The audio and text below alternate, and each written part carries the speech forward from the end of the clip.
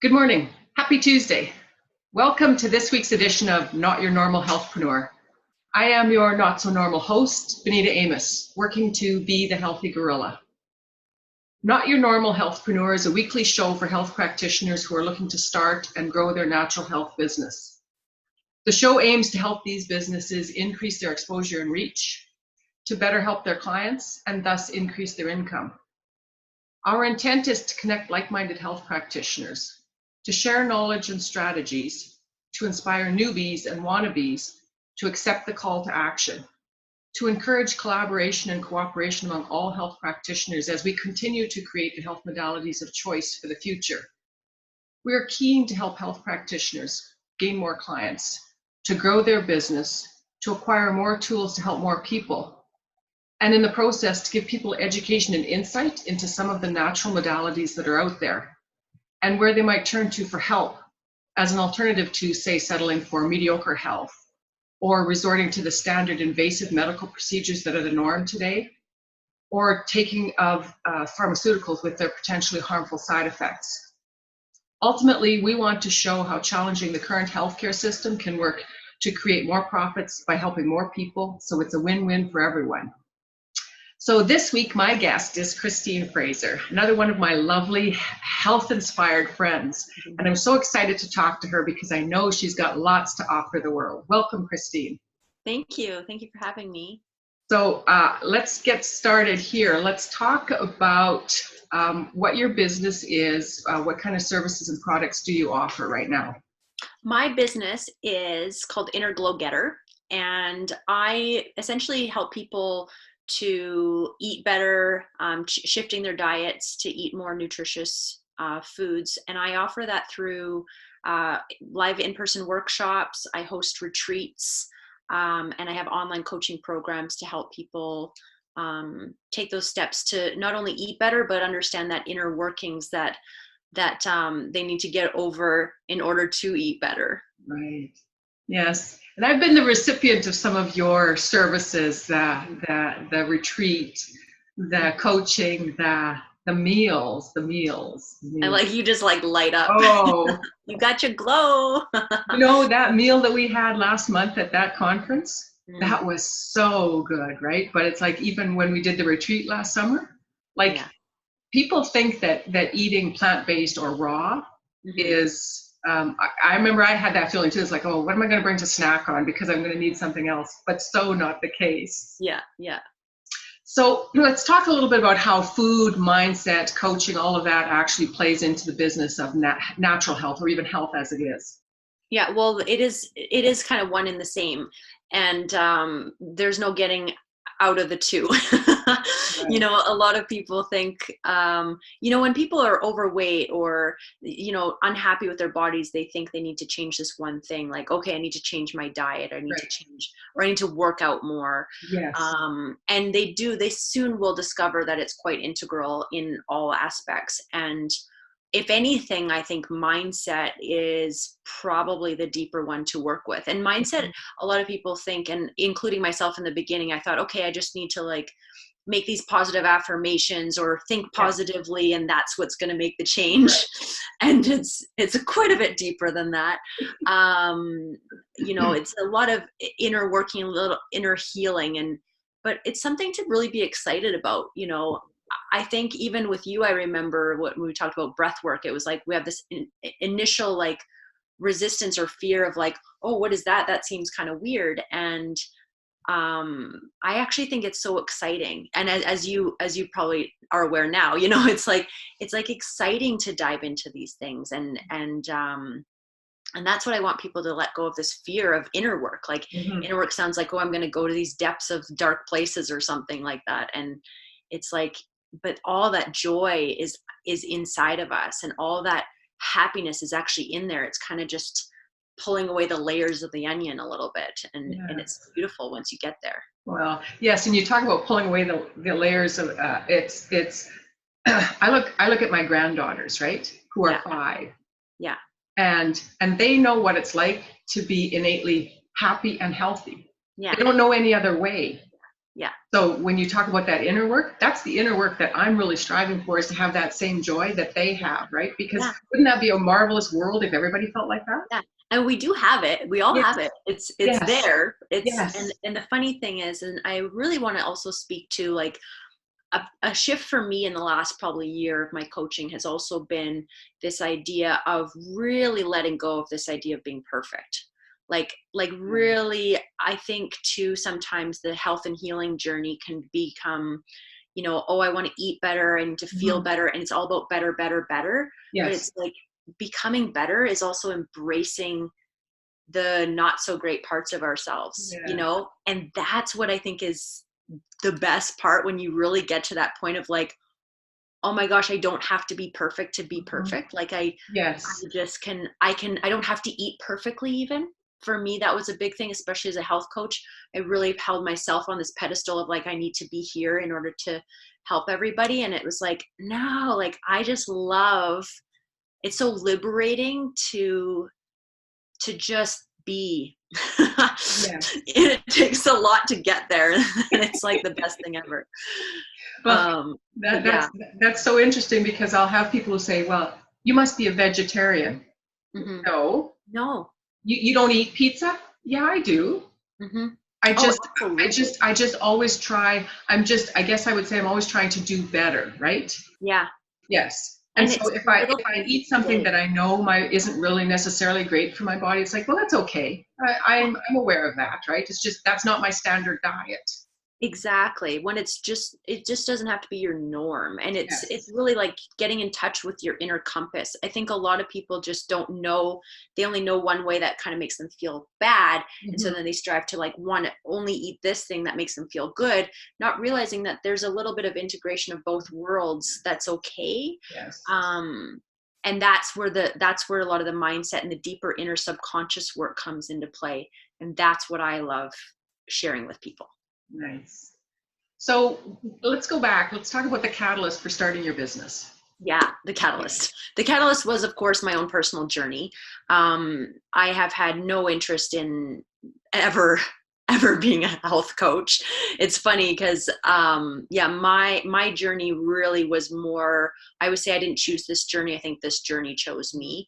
I certainly had no interest in health and nutrition, and that affected my health and wellness. So, yeah, I've shared a lot of, my journey with depression mainly. I struggled with depression and chronic fatigue syndrome, and I was a happy person prior to all of this. I said, depression is really depressing, you know, and I laugh, and not to discredit anybody that is Right. going through it, Yes. because a lot of people think like, you were depressed, and I said, yeah.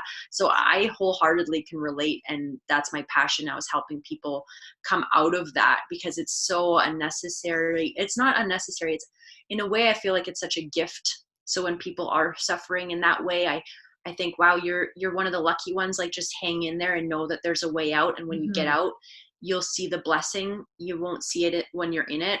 Right. Trust me, you don't see it when you're in it. Yeah. But there is a blessing on the other end. So my journey through depression and coming out of that was the reason I started this business, was my catalyst, because I had to go to a rejuvenation center myself, because nothing was working. I couldn't make those changes on my own. And then I realized how actually easy, simple, amazing, and profoundly different my life was with some of the most simple shifts. Right. um, and it was such a struggle, such a struggle, such a struggle. And then when I found how easy it was, when I found that solution, it was like, holy cow, people, like, let's get this out into the world. And then I just see other people going through things. It was just a natural progression to want to help. Right. Yeah. Yes. And so what were you in your past life? I drank a lot of beer. I was a mechanical engineer. I worked in a coal Right. mine. I actually have my PEng in mechanical engineering. I did HVAC design. Um, I was the girl that lived off of sugar candies, and like, had them in my desk drawer, like all those candies to keep you going throughout the day, the 5-cent candies, obsessed. I would say like I was actually the bad influence in the health and wellness world. Like, like if my friends were like wanting a salad, I used to mock them, or like I would be like, really? And I'd want to have my double cheeseburger. And I still have a little bit of that in me to this day where, you know, especially when people come to me as a coach, I find it funny, you know, when they're like feeling guilty about having certain foods. I'm like, oh, like those things I used to encourage, you know. I used to like, my mission was to eat more like the 20 chicken McNuggets at McDonald's, you know. So yeah, I was a little bit different than I am now. And I thought yoga was weird. I used to be a competitive Muay Thai fighter, so very, very left-brained, very, you know, I was very classic Alberta girl, like meat and potatoes, fast food, you know, going out for beers with the guys. Also, a lot of male friends being in the engineering community, you know. Very, very different from where you are now. Yeah, yeah. So I can relate well to those people though too. Like those are like a lot of still my close friends, right? So it's funny. So we talked a little bit here, but who would you say your ideal client is? My ideal client is, it's funny that I say this, you know, people ask me what my quirk is. I say, I light up when I see like certain types of suffering that I know I can help people with. And that suffering, I mean, like I'm not a psychotherapist. I'm not a psychologist. I'm not like, but I love helping people who struggle with a little bit of like that mild depressive symptoms. My ideal client is someone typically like, you know, I work with males as well, but typically the middle-aged females, a lot of them are mothers, the ones that feel overwhelmed in their life. Right. You know, people that have lost their glow, whether it be work related, family related, life related, they're overwhelmed and they don't have that, they don't see the way out. Their eating habits are poor. I actually say I predominantly work with a lot of people too that know what to do, but they're not doing it. That block, you know, it's like, I know, it's the ones that say, I know I should be, but there's a but. Those are my ideal clients. And what is the but then? The but is like, but I can't seem to do it. But it fill in the blank of the excuse, you know. I know I should work out, but I'm exhausted. I know I should eat better, but I'm just addicted to whatever foods, or, you know, it's the knowing what to do, but not doing it. Which everybody to some degree has a little bit of that, but the ones that are really stuck in that. Yeah. Well, that's what we were talking about that earlier. That's where, that to me is the whole concept of people settling, right? Mm-hmm. So I use my but as my reason for why I settle. I know I should, but it's hereditary. I know, but I'm getting older, but I'm tired. Yes, exactly. Yeah, right. And it's funny because I think about Yoda. I've been watching a lot of Star Wars lately. Yeah. And I love Yoda's like, do or not do, there is no try. And I'm just like, oh, that's so good. It's like, you know, and the thing is, as I say that, is like, there's also an acceptance of like I said earlier, of not, it doesn't have to be all or nothing in the do or not do. Yes. Not all or nothing. Yes. It's just, it's shifting into like, I can get better at this. Yes. Yes. I can get better at this. Well, that to me is about meeting people where they're at, right? Mm-hmm. I went to see a coach once, and basically he said, like, we were talking about what I was eating, and he said, oh, if you're going to eat that, you might as well not bother trying. No. Well, but this is like, I have found that in terms of improving my own habits, it's been a very slow, gradual process, right? Absolutely. And me too. I've gone to quite the extremes in living as a raw foodist, is living, right. You know, I've done those things, so I understand the benefits. However, I'm still someone that wakes up, and I have been like in competitive kickboxing, I've been very fit in my life. And I've also gone through phases where going for a walk is a lot for me at times, you know, just getting out for a walk. Right. And I'm, you know, 36 years old. And sometimes sometimes you feel like you're starting all over again, often, you know? And I think that's okay. But you always want to do that, starting all over again. You want to start again and again every day, you know? There's no there. Right? There's no there. So it is really about just having these rituals in place to sort of be able to get back on track. Because that, I don't even really like the getting back on track. I think we go through cycles, you know, but it's understanding how to come full circle through the cycle and get into a place that you feel happy and confident and comfortable with yourself. Yes. Well, and I think that's part of the whole health journey too, is that if you can, and this is what I always like to see, this is why I like health hacks. I love to call them health hacks, right? Okay, yeah. Because if you can get somebody to feel just a little bit better, that Yeah. at least gives them hope that there Yeah. is something better, that you don't have to settle, that you can get. Absolutely. And that becomes your own self-motivation for, well, I want to go for a walk because I know it makes me feel good. Yeah. I always like to relate health to wealth in a way. So it's like, even from a business standpoint, and that's a lot what this is about too, is the business side of things, is like, you know, we want certain things, say even in business, because anything that you want is because you believe you will feel better in the having of it. Yes. And so if you know, say you're striving for the $1 million, well, it's not really about the $1 million. It's about how you feel, how it makes you feel. So when you first get that, you know, $300, $400, it feels good. So it's more about the journey of keeping those deposits going in. That's the journey of business. The same thing with health. It's more about the going for that daily walk, having a little bit of stretching in the morning, having a few more glasses of water in the day. It's those little deposits that make you feel good. It's not about the reaching that 100 and whatever pounds that you want to strive for. The same thing. Yes. It's about the journey getting there. So it really is about enjoying the journey. Yes. Well, and that's why I get a little bit frustrated when we tend to concentrate so much nowadays on losing weight, right? And because I feel like weight is a symptom of a problem, right? And if you get healthy, the weight should take care of itself. Yeah. Because, and it really does. we are designed. Also, when you focus on the feeling, when you focus on, I want to feel better, a lot of people can be the exact same weight, but feel better and actually start to be like, I can actually feel good at this weight.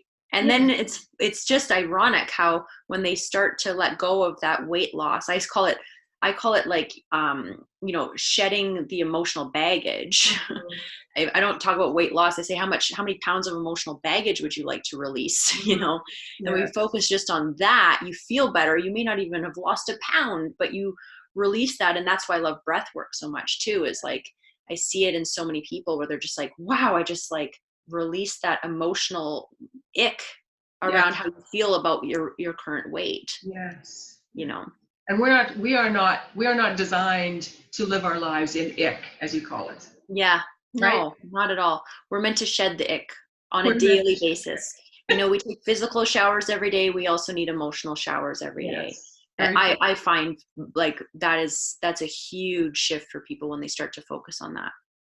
So when we talk about your clients' challenges, are you focusing more on the physical? Are you focusing more on the emotional? Or you know what, everybody comes to me. I'd say a predominant feedback I get is, I came to you because I wanted to learn how to eat better. I can't believe how much of the inner shift work that I got out of this. Or because I'm like, well, you want to eat better. I can't, you know what, I can't remember how many trillion recipes online. Yes. There's trillions of recipes. There's lots of resources about food.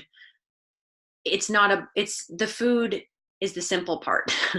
But I can give out hundreds of recipes to people, but are you going to make them is the thing. So I think the predominant, you know, like I kind of say like my cooking lessons is sort of my segue. It's a segue to a lot of that inner happiness part of things. Yes. And the self-love. But I would have to say that your cooking lessons, because like I say, I've eaten your cooking lessons, and it's like, to me, it's truly amazing, because so many people think that raw or plant-based it is a sacrifice. Yeah. And yet that food is not only delicious, it's satisfying without being heavy. Like I mean, it's my passion. It's my love. It's the food, and the sharing of food to me is an act of love. And that's my way of sharing love. Yes. The underlying message is love. Yes. You know? So yeah, like food is definitely, that's my passion, because it's such a what better way of sharing love than nourishment in a delicious way? Like I was the same. I used to think when I first went to the center I went to, I thought I was going to die. I was like, I thought I was going to starve. Like I went through all those things as other people do. And then I went there, was just mind blown at how delicious and simple. And I just thought, wow, like I come from zero culinary background. And now I've traveled around the world feeding people, you know, and had such amazing, you know, I love when people say like, that was the most amazing meal I've ever had. And I'm like, and it's plant-based and it's good for you. Like, how do you like that?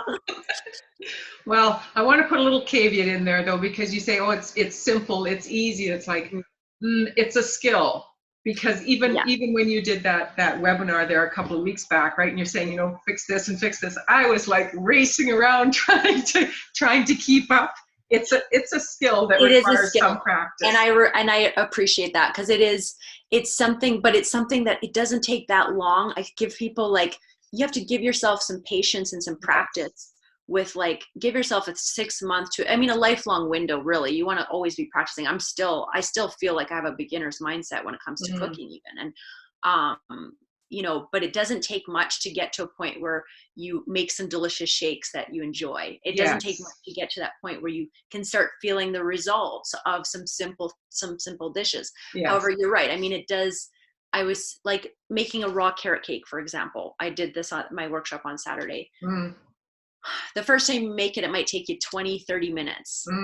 The second time you make it, it might take you 15. It takes me 5 minutes to make a carrot cake. Like I just blast the carrots, process the walnuts. I don't look at the recipe. It's walnuts, dates, and I throw it all together, and then I press it in the pan.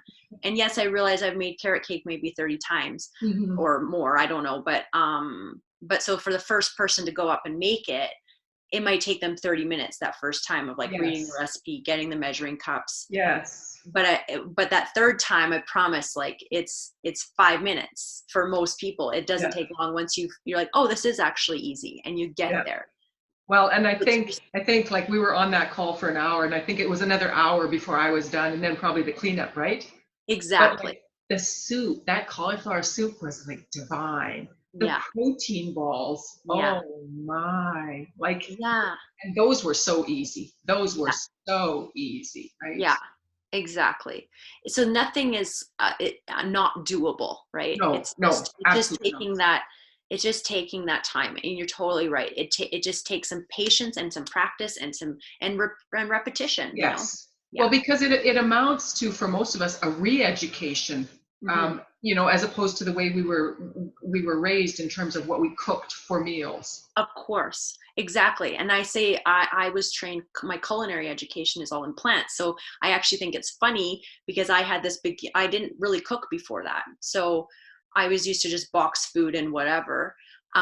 So it's funny because a lot of people that do learn to cook, you know, most people start with their chicken or their meat is their foundation. And I don't think like that, because that's not how I was trained in the kitchen. So I think in plants, you know, right. And I think of like my base being a lentil dish or something, and what vegetables are going with that.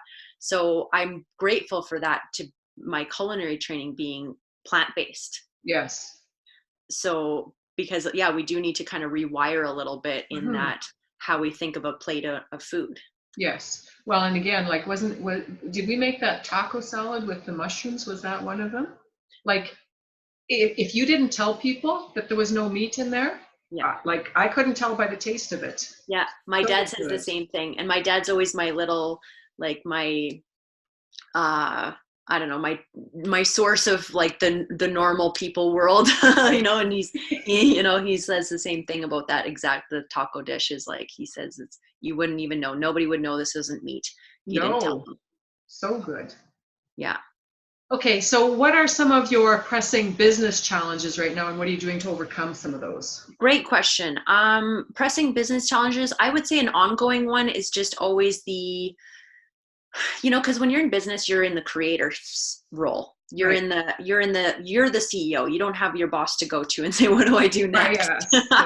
So it's the constant unraveling of where to spend your time. What should I focus on? What's the next thing? Because also you want to do too many things. I think that's also, there's so many things to do when you open up your I think in the beginning, you start out like, I don't know what to do. And it's like, you feel really limited. Yes. And then once you get into that expansive mindset, it's almost like overwhelming. There's too much. Right.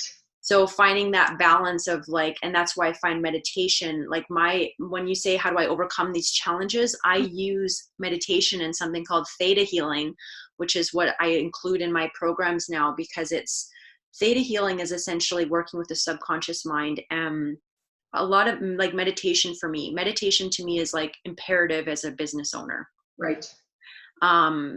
Otherwise you'll get caught in this scatterbrained, what to do next, overwhelm of things, because you'll feel like you could have a full-time job without even going off and doing the money-making activities. Right.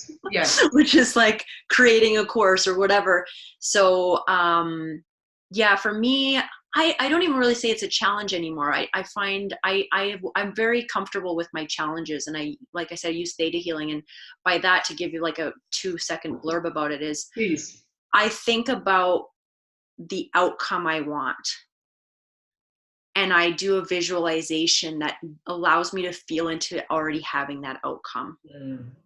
And letting things come to me. So I gave the analogy at the conference too about the butterfly. So when we seek clarity, we're like seeking clarity, like chasing the butterfly.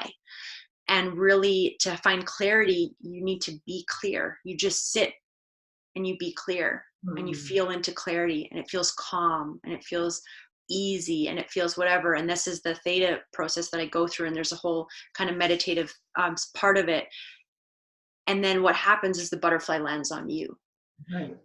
So it's the ongoing practice of being in the receptive mode rather than that's, for me, that was my biggest shift from my engineering career to my inner glow coach career, is shifting from trying to figure it out to getting more heart-centered and allowing. Yes. That allowing is such a big thing, right? Yeah. Yeah. And I have a really great YouTube video on my YouTube channel, which is linked in my website, which we'll share after, but it is called Magnet to Miracles, and how to become a magnet to miracles. And that is the process I use all day long, pretty much, in my mind.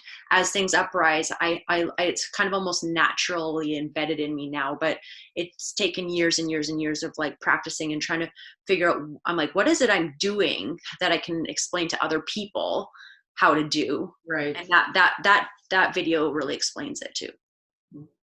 Quite a mind shift for you from the good old engineer's mind, where it's very logical, very linear. Logical, right? I'm doing this, I'm figuring this out, is like the opposite now. Yes. This isn't even about me at all.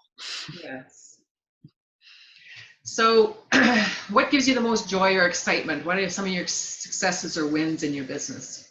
What gives me the most joy is when people have that inner breakthrough, when they make that shift of like, I love the calls from clients when they're just like, oh my gosh, I'm so excited. I've lost the weight. I've lost the whatever. I feel better. I can't believe how good I feel.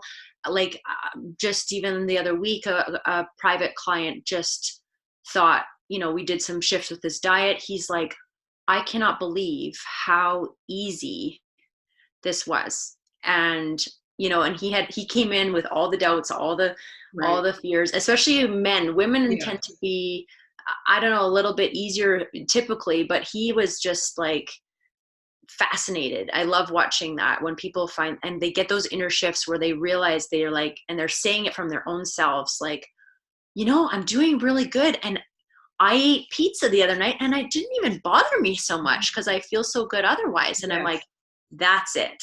That's it. It's not like I've been doing perfect and I haven't fallen off track. That's not success to me. Right. Yes. Success is when you are able to make those inner shifts, have that inner freedom of, I can eat whatever I want, but what I want is this good, amazing stuff, predominantly. And I also allow a little bit of this, and I feel okay with all of it. Yes. That's a breakthrough, and that lights me up. And especially, I always share stories too of like clients where it translates into other areas of their life. Oh my gosh, my relationship is better with my partner. I booked a trip to Italy that I've always wanted to do. Those things light me up. Yes. Well, and it makes sense too that because again, this is the whole word, the sum of the whole, right? If I feel better, there's a good chance that I'm actually interested in other areas of my life as well, instead of being wrapped up in Exactly. how bad I feel or how. Especially if you don't have time in your life, when you feel overwhelmed because you don't have time because you are doing and no time for yourself. I Right. say watch out when you start to feel like you actually have time. What are you going to fill that time with? Because you'll want to fill it with passions and things that you want, because you have Yes. so much more energy and vitality to do things. So once you free up that time, you're going to have to look at other areas of your life of what you're going to do with that time, because energy can come back so quickly. It Yeah. doesn't take very long. That's the thing I think is a big message to share too. It can be 3 days, for crying out loud. 72 hours. I can help people. Most people come out of some really icky blocks, stuck areas in a Yes. 72-hour window. Well, again, the body has an amazing ability to heal, right? If you give it the tools that it needs, physical, Yeah. mental, emotional, spiritual, all of Yeah. that. Yeah. Nice. So for someone starting out in your line of business, what would you suggest? Do you have any words of wisdom? Yeah, absolutely. So health coaches, people that want to like help other people, the number one thing I say is start now. So don't wait until you're ready. Don't wait till you have it all perfect. Your authenticity is what is going to help people. And I always say start with what you know and grow. You know how to help somebody now. Don't spend weeks working out some coaching program and then get people enrolled. You start with beta launches. Beta launches to me are your ways of building your content. So, get people enrolled at a reasonable price to start. Offer something that's doable. Don't underprice yourself either. Like this, like, oh, I'll do an Yeah. 8-week coaching program for $20. Nobody's invested in that. Nobody's going to make the changes that they need to make. Right. I think too, from a financial perspective, it's fascinating to me. I do this. This is what I would do if I could, if they say money wasn't an issue, what would you do for free? This is it. I do what I do. I would 100% do it for free. However, people, to get the transformation, there is a transformation in their transaction. And I Yes. remember a business coach said that to me one time. And when I raised my prices, when I was like, you know what, I felt like I'm offering something that is very transformational. And when you invest in it, you will get the transformation. But people, if they see something that's $20, if I offered my free stuff, everything for free, like people, they would just look at it and not really do it. So it's like when people start to invest in that transformation, they'll do the work and they'll get that shift. So, but for the coaches, start with a pitching a beta launch today. Don't wait till tomorrow. Like literally you can post something today that says, hey, you know what? I'm starting a group coaching program. I'm working to follow these, focus on the benefits that people want to receive, focus on the struggles. These are the Yes. struggles that people are going through. These are the benefits of what I have to offer when you do A, B, and C, right? Yep. And start getting some of those transformations happening. So you have the testimonials. You learn through doing, not through learning. You learn Yeah. through doing. Yeah. So just anything you think you want to do, start doing it, and you'll learn. When I moved to Dubai to open a plant-based food delivery program, I had never opened a food delivery program before in my life. I'd never done it in a foreign country, but I said yes. Did I fail many times? Almost daily. But I definitely grew through it. And now, like you develop a fearlessness, and you Right. develop an ability to be in that receptive mode of knowing that you're always okay, you're always guided, and you'll need to start cultivating and building that trust in yourself as a coach as well. Well, and the other part of it too is I was talking to somebody the other day and I said something about I feel like I want to make this huge shift in people, right? And Mm-hmm. she said maybe all you're making is that little shift, and maybe that's all they Yeah. need right then. There's a really good book actually that's been really good for me recently called Ego is the Enemy. And it's really Oh, helped me ground into the daily nitty gritty emails, follow-up calls, like it's not glamorous as much as we want to have this, like, I'm the same as you. I want to make this huge impact, but that's a little bit ego-ish. to be like, I need to make this big impact, Right. and Yes. make this big difference in the world. But that big difference comes in the little bits that you do every single day Yes. Well, with one client, that one client. yes. Yes. And the other part of it is that if you spent years in the making, you likely have collected a veritable vat of knowledge. Yeah. And certainly most people aren't ready for all of that. But even if they are, you tend to think that they need all of that knowledge. And Yeah. really maybe all they need right now is just that one little piece. Well, exactly. And it comes down to that $1 million and the $300, right? It's Yes. like, it's even in wanting to give that transformation, because you've had such a breakthrough, right? Yes. And I've had such a breakthrough too, that I'm just like, oh my gosh, like this is so profound. And like, I want everybody to experience this. Right. But them experiencing that can happen. It's not even about having this big breakthrough. It's like Yes. the little daily breakthroughs, and helping people come to that is really Right. beautiful. Right. So let's talk about collaborations. Do you currently collaborate with other practitioners? If so, how and what? I have a few collaborations actually around the world. Even I have a really great, I call her a business partner, but in South Africa, that she has a host of programs that she offers in the wellness community, and I'm one of them. I am actually in the process of building an ambassadorship. So and it will be a beta group, because again, like even having ambassadors is a learning process, Right. how to meet other people's expectations, including the ambassadors' clients and things like that. So I am working with and inviting people into an ambassadorship agreement. So because I do have some really amazing programs on helping people with the meal prep and the eating part of things. So for example, a nutritional consultant, or even a lot of yoga teachers who have this access to clients, in a sense of, a yoga teacher particularly might be, or a health coach, a nutritional consultant that doesn't have the culinary background, Right. can become an ambassador of the Inner Glow Chef programs, the online courses, so that they can offer those to their clients. They can take them themselves